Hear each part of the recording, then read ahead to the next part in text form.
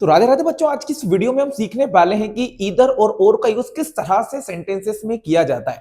अगर आप किसी भी बोर्ड क्लासेस में पढ़ते हो या आप 9th 10th 11th और 12th की स्टूडेंट हो तो आपको ये सीख लेना चाहिए, क्योंकि आपके इंग्लिश ग्रामर में 2S डायरेक्टेड में 1 मार्क का क्वेश्चन जो है वो ईदर और का पूछ लिया जाता है। प्यारे बच्चों, इससे पहले भी मैंने एक और वीडियो बनाया है जिसमें मैंने आपको नेदर और नोर के बारे में बताया था। नेदर और नोर और ईदर और दोनों ही एक ही तरह से काम करते हैं, बस नेदर और नोर जो होता है वो नेगेटिव सेंटेंस में यूज किया जाता है और इधर और जो होता है वो पॉजिटिव सेंटेंस के अंदर यूज किया जाता है। तो चलिए पहले दोनों कंसेप्ट को बेसिक रूप से समझ लेते हैं कि किस तरह से इन्हें यूज करना होता है। प्यारे बच्चों, अगर आपको किसी सेंटेंस के अंदर नेदर नोर का यूज करना है तो सबसे पहले तो दोनों सेंटेंस ही नेगेटिव होंगे, है ना। दोनों सेंटेंस नेगेटिव होंगे।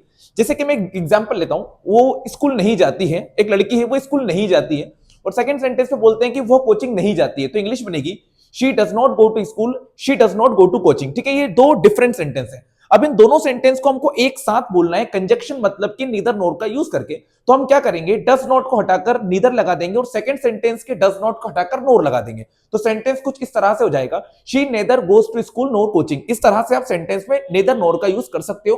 और भी अच्छी तरह से समझना है तो आप हमारे आई बटन पे क्लिक करके या फिर डिस्क्रिप्शन में जाकर नेदर नोर के कंप्लीट वीडियो को देख सकते हो। आज के इस वीडियो में हम बात करने वाले हैं इसी के जस्ट अपोजिट ईदर और की, जो कि ग्रामर में 1 नंबर का आपसे एग्जाम में पूछा जाता है। प्यारे बच्चों, ईदर और का यूज करते कब है वो सुनिएगा। ईदर और का यूज तब करते हैं जब मान लीजिए कोई व्यक्ति है किसी काम को कर रहा है, किसी टास्क को पूरा कर रहा है, ठीक है ना, लेकिन वो ऑप्शंस वाले टास्क है। ऑप्शंस मतलब कि या तो वो ये कर सकता है या फिर वो ये कर सकता है। तो ऐसे क्वेश्चन को बनाने के लिए हम ईदर और का यूज करते हैं। ठीक है, फिर से मैं रिपीट करता हूं। जैसे कि मान लो आपको एक सेंटेंस यहां पे लिखा हुआ है ना, he is going to Indore, वह इंदौर जा रहा है। He is going to Bhopal, वह भोपाल जा रहा है। अब आपको इसे ऑप्शंस में कहना है, मतलब आपको चॉइस बनाना है, और का यूज करना है यहां पे। तो हम यहां पे पता है क्या करेंगे, इंदौर और भोपाल को चॉइस बनाएंगे, है ना। इंदौर और भोपाल को चॉइस बनाएंगे तो इसमें हमको ईदर का और का यूज करना होगा। अब कैसे यूज करते हैं सेंटेंस में वो समझिएगा, है ना। मैंने आपको सेंटेंस में क्या बोला था, he is going to Bhopal, he is going to Indore, वह इंदौर जा रहा है। एक लड़का है वो इंदौर जा रहा है। फिर लिखा है he is going to Bhopal, वो भोपाल जा रहा है। हम इसे कुछ इस तरह से कहेंगे, वो या तो इंदौर जा रहा है या फिर भोपाल, है ना। सेंटेंस नेगेटिव नहीं है, पॉजिटिव है। नेगेटिव तो नीदर नोर होता है ना, हम तो इधर और पढ़ रहे हैं। वो या तो इंदौर जा रहा है या फिर वो भोपाल जा रहा है, तो इसको इस तरह से यूज किया जाएगा। तो करना कैसे वो समझो। प्यारे बच्चों, ये जो इधर लिखा हुआ है इसे कब लगाएंगे, जो दो ऑप्शंस आपको दिए जाए। जैसे कि यहां पे एक ऑप्शंस में इंदौर चल रहा है और एक ऑप्शंस में भोपाल चल रहा है, ठीक है ना। ये ऑब्जेक्ट है, दोनों ही यहां पे ऑब्जेक्ट का काम कर रहे हैं, नाउन भी कह सकते हैं आप इसे। ये दोनों अलग अलग हैं, तो इसी के बीच में और लग जाएगा और इसी के पहले ही इधर लग जाएगा, है ना। आपको बात को डीपली समझना है, आपको समझ में जरूर आएगा। अच्छा, यहां पे कौन अलग है, ऑब्जेक्ट अलग है ना। यहां पे भी देखो ब्यूटीफुल, यहां पे इंटेलिजेंट, ऑब्जेक्ट अलग है। यहां पे देखो, यहां पे क्या लिखा हुआ है, वर्क लिखा हुआ है, यहां पे ड्यूटी लिखा हुआ है। यहां पे इंजीनियर लिखा हुआ है, यहां पे डॉक्टर लिखा हुआ है। यहां पे होम लिखा हुआ है, यहां पे स्कूल लिखा हुआ है। यहां पे कोचिंग लिखा हुआ है, यहां पे स्कूल लिखा हुआ है। यहां पे मी लिखा हुआ है, यहां पे अनीशा लिखा हुआ है। यहां पे इंग्लिश लिखा हुआ है, यहां पे जापानीज लिखा हुआ है। मतलब ऑब्जेक्ट अलग है इन सेंटेंसेस के अंदर। कुछ सेंटेंस ऐसे भी होते हैं जिसमें सब्जेक्ट ही अलग हो जाते हैं। यहां पे सब्जेक्ट सेम रखे हैं मैंने, है ना। सुनिएगा ध्यान से, यहां पे मैंने सब्जेक्ट को सेम लिखा हुआ है, क्लियर बात हो गई ना। लेकिन अगर सब्जेक्ट भी अलग हो जाए तो भी आप इधर और का यूज कर सकते हो। मैं 2-3 सेंटेंस आपको लेकर दिखाऊंगा। चलिए कुछ सेंटेंस को बनाते हैं तो जल्दी बात समझ में आ जाएगी। अब आपको ध्यान से समझने की जरूरत है, आप सब समझ जाओगे, बस कंसंट्रेशन आपके पास होना चाहिए। मैंने क्या बोला है, जो डिफरेंट चीजें आपके सामने लिखी हैं उन्हीं के बीच में आपको और लगाना है और इसी के पहले इधर लगाना है। अब सेंटेंस में क्या लिखा हुआ है, he is going to Indore, एक चीज ये हो गई, वो इंदौर जा रहा है। He is going to Bhopal, वह भोपाल जा रहा है। तो इसे इस तरह से हम कह सकते हैं, he is going, he is going to either, he is going to either Indore और भोपाल, है ना। इस तरह से सेंटेंस बन जाएगा, बिल्कुल प्रॉपर, ग्रामेटिकली एकदम correct. He is going to either Indore और भोपाल। इसका मतलब हो गया या तो वो इंदौर जा रहा है या फिर भोपाल जा रहा है ना।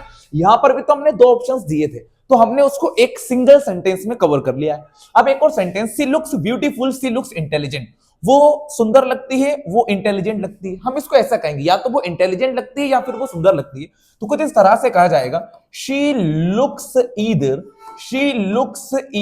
Beautiful, she looks either beautiful और इंटेलिजेंट। कुछ इस तरह से सेंटेंस को आप बनाएंगे, बहुत ही इजी है ना। नेक्स्ट सेंटेंस लिखते हैं, Ram does his work, Ram does his duty. तो हम इसे इस तरह से करेंगे, Ram does either his work और हिज ड्यूटी। ओके, इस तरह से सेंटेंस को बना लेंगे। एक और सेंटेंस लिखा है, I shall become an engineer, I shall become a doctor. तो सेंटेंस बनेगा, I shell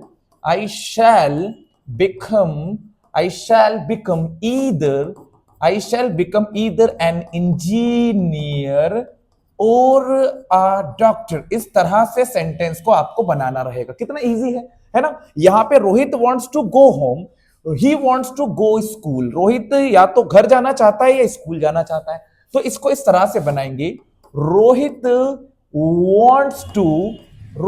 wants to go either home और स्कूल, है ना। इस तरह से सेंटेंस को हम कवर करेंगे, है ना। यहां पे लिखा है, Reena comes to coaching daily, she comes to school daily. Reena या तो रोज स्कूल आना चाहती है या फिर कोचिंग। तो इसको इंग्लिश में इस तरह से लिखेंगे हम, रीना, है ना, Reena comes to either coaching, Reena either comes to coaching और स्कूल डेली, है ना। इस तरह से हम सेंटेंस को यहां पे बना लेंगे।